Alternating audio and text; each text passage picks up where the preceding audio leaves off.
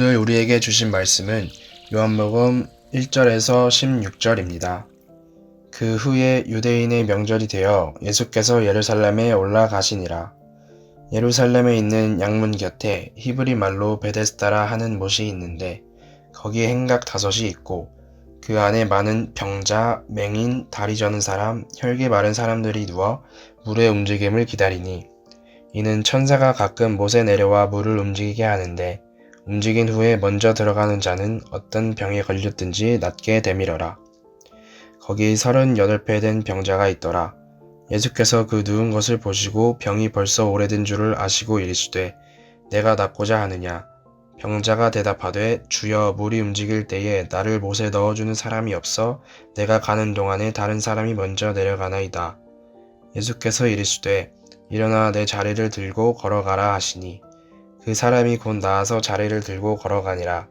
이 날은 안식일이니 유대인들이 병 나은 사람에게 이르되 안식일인데 내가 자리를 들고 가는 것이 옳지 아니하니라.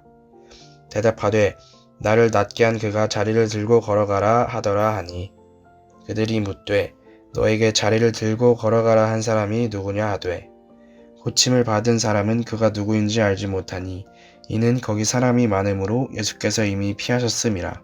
그 후에 예수께서 성전에서 그 사람을 만나 이르시되 보라 내가 나았으니 더 심한 것이 생기지 않게 다시는 죄를 범하지 말라 하시니 그 사람이 유대인에게 가서 자기를 고친 이는 예수라 하니라. 그러므로 안식일에 이러한 일을 행하신다 하여 유대인들이 예수를 박해하게 된지라. 아멘. 사랑하는 성도 여러분, 오늘 우리가 함께 묵상하는 요한복음 5장의 무대는 예루살렘의 베데스다 못입니다. 베데스다라는 이름의 뜻은 자비의 집 혹은 은혜의 집입니다. 얼마나 아름다운 이름입니까? 그러나 오늘 본문이 묘사하는 베데스다의 풍경은 그 이름과는 정반대로 처참하고 비정하기 짝이 없습니다. 그곳에는 맹인, 다리 저는 사람, 혈기 마른 사람들이 가득 누워 있었습니다. 그들이 그곳에 모여 있는 이유는 단 하나였습니다. 가끔 천사가 내려와 물을 움직이게 할 때 가장 먼저 뛰어들어가면 병이 낫는다는 전설 때문이었습니다. 그 결과 자비의 집이라고는 불렀지만 사실 1등만 살아남는 냉혹한 경쟁의 현장이었습니다. 다리가 아픈 사람이 어떻게 소경보다 먼저 뛸 수 있겠습니까? 돈이 없고 도와줄 사람이 없는 자가 어떻게 그 치열한 다툼에서 이길 수 있겠습니까? 베데스다는 이름만 자비일 뿐 실제로는 인간의 절망과 무기력이 극에 달한 장소였습니다. 성도 여러분, 혹시 여러분의 삶도 이 베데스다와 같지는 않습니까? 남보다 앞서 가야만 살아남는다는 세상의 논리 속에서 은혜를 갈망하지만 실제로는 경쟁의 피로함 속에 주저앉아 있지는 않습니까? 오늘 이 새벽 우리 인생의 베데스다에 찾아오신 주님의 음성에 귀를 기울이시길 바랍니다.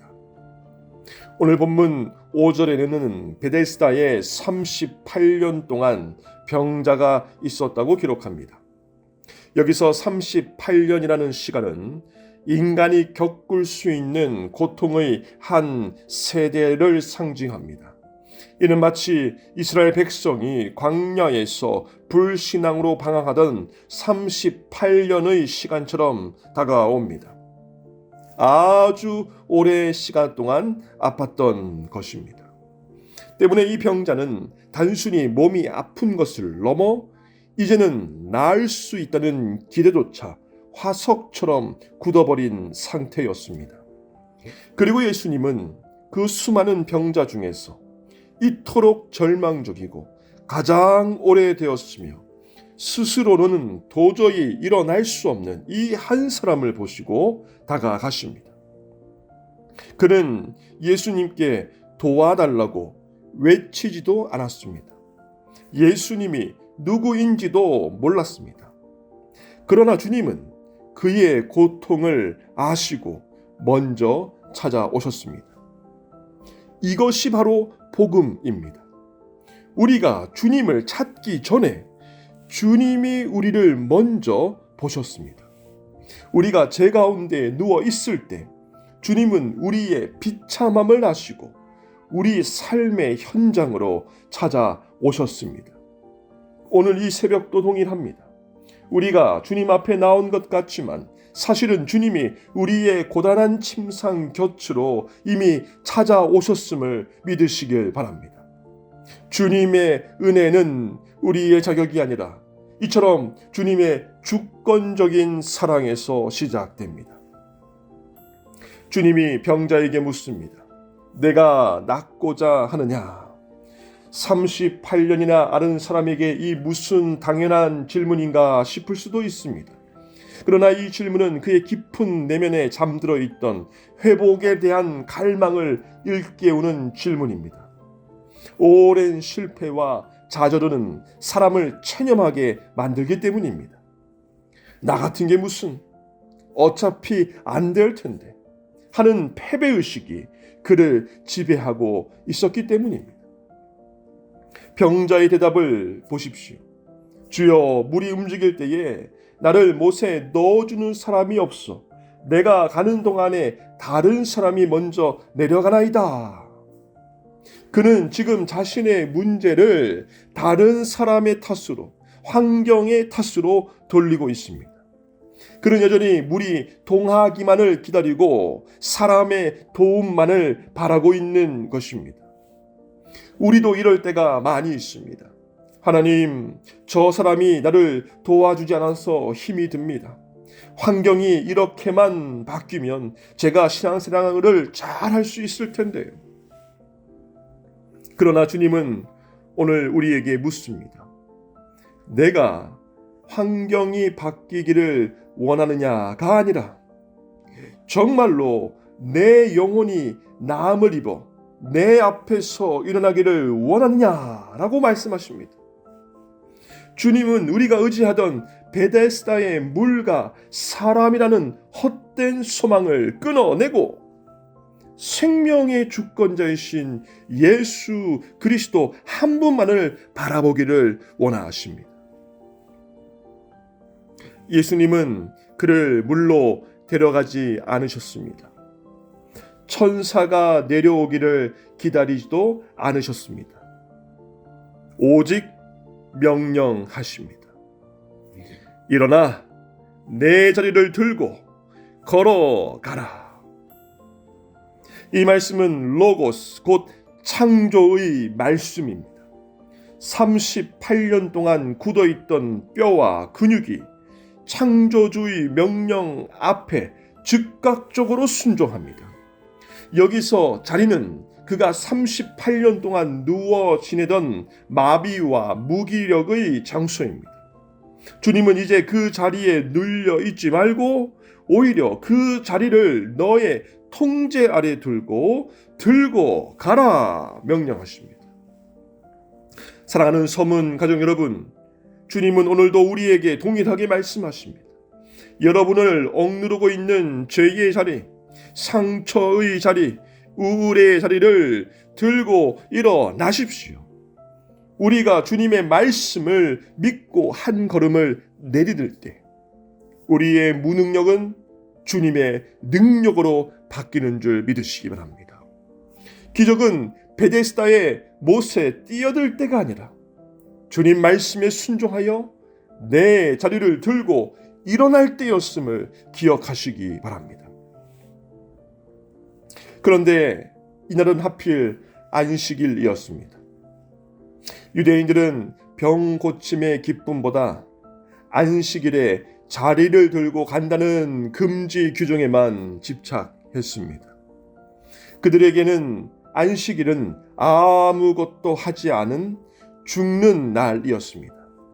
그러나 예수님에게 안식일은 생명을 살리는 축제의 날이었습니다. 예수님께서는 내 아버지께서 이제까지 일하시니 나도 일한다고 선포하십니다. 하나님은 안식일에 해를 띄우시고 숨을 쉬게 하시며 생명을 보존하십니다. 진정한 안식은 아무것도 안 하는 것이 아니라 하나님의 통치 안에서 생명이 풍성해지는 것입니다. 오늘 이 새벽 우리가 기도하며 주님 앞에 머무는 이 시간이 바로 참된 안식의 시간인 줄 믿습니다. 우리의 육신은 쉬고 있을지 모르나 우리의 영혼은 하나님의 일하심을 경험하며 새 힘을 얻는 시간 되시길 바랍니다. 세상의 율법적 정죄와 형식에서 벗어나 우리를 살리시는 하나님의 열심 속에 거하시는 저와 여러분 되시기를 주님 이름으로 축복합니다. 말씀을 맺습니다. 예수님은 나중에 성전에서 이 사람을 다시 만나 말씀하십니다. 보라, 내가 나았으니 더 심한 것이 생기지 않게 다시는 죄를 범하지 말라. 이처럼 주님은 우리를 비참한 현실에서 건져내실 뿐만 아니라 이제는 하나님의 자녀다운 거룩한 삶으로 초대하십니다. 육신의 병이 나은 것보다 더 중요한 것은 우리의 영혼이 주님과 동행하며 죄의 습관을 끊어버리는 것입니다. 38년의 고통이 끝났다면 이제는 그 은혜를 베푸신 주님을 위해 살아야 한다는 것입니다. 오늘 이 하루 베데스다의 경쟁에서 벗어나 주님의 음성을 따라 일어나시기 바랍니다. 여러분의 자리를 들고 세상으로 나아가시기 바랍니다. 그리고 주님이 주신 치유와 안식을 여러분들의 거룩한 삶으로 증명해 내시길 바랍니다. 그와 같은 복된 하루, 복된 저와 여러분 되시기를 주님의 이름으로 간절히 축원합니다.